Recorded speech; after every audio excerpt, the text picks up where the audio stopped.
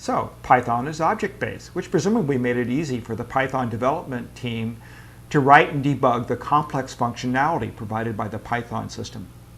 But the real power of object-oriented programming is to let users do the same thing, to create their own objects that bundle together data and procedures with a well-defined interface. The wheres and hows of user-defined objects are what we're going to cover next. Now let's talk about how to add new types to the Python system.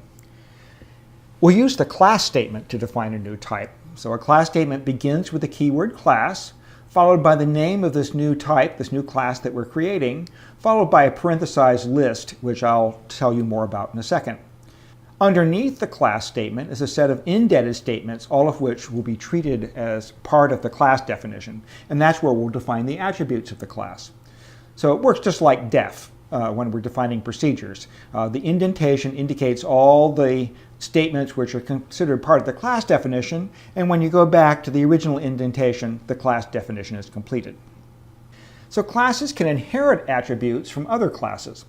In this case, the coordinate class that we're defining inherits from the object class, and in fact you could have a long list of classes that you are inheriting from.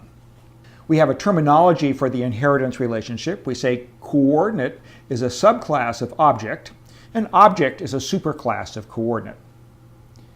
It's possible for inside the coordinate definition to provide new definitions for attributes that appear in some superclass, and that's said to be overriding that attribute.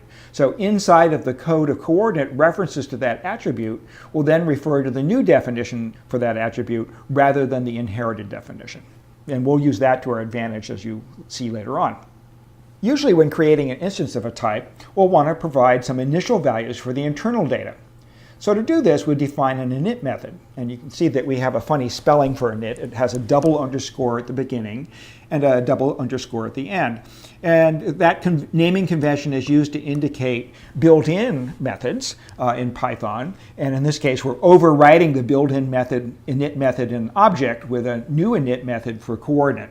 So you should be careful using double underscore names because you're almost certainly changing the behavior of the base Python system when you do so. In this case, it's a change we want to make. So remember, method is our fancy name for a procedural attribute. And in fact, if we go look over here, you can see the way we define a procedural attribute. It actually looks like a function definition. It just happens to be inside a class statement. So let's actually look at the argument list to init. In this case, there's 3 arguments. Now, when calling a procedural attribute of an object, or in this case, we'll just say a method, when calling a method, Python always makes the first argument of that call it passes in the object itself, the object that this is a method of. So when we call the init method, self will be the object that we're trying to initialize. And then there's additional arguments that the user will provide. By convention, we always call that first argument self, and Python programmers will expect to see it there, and so you'll confuse them if you call it something else. And so I recommend you follow the same convention that the rest of the Python world does. So always, inside of a method, always the first argument to any method should always be called self. So the dot operator is used to access an attribute of the object. So in this case, when we say self.x, we're looking for the x attribute of the self object, which in this case is the object that's being initialized.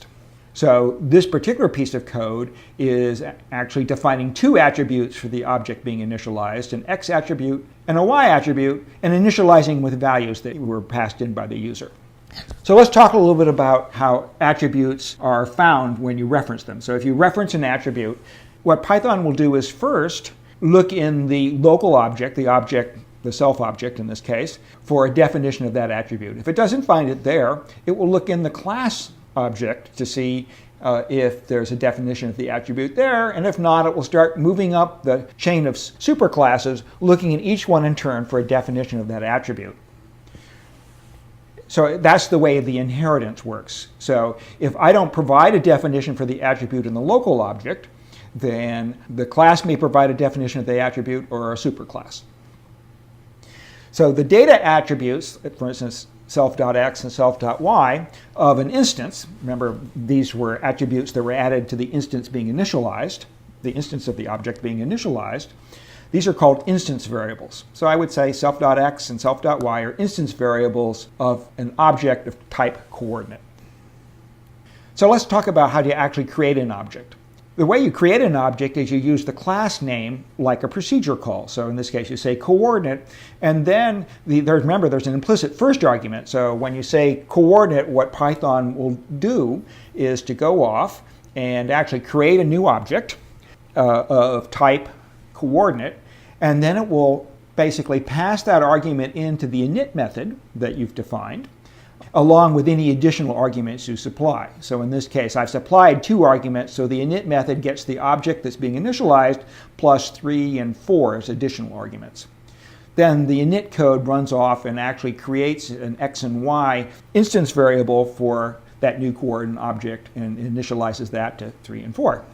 So that's, if we look inside of C, it will now have instance variables of x and y, and then of course any attributes defined by the class definition of coordinate and then by the class definition of object.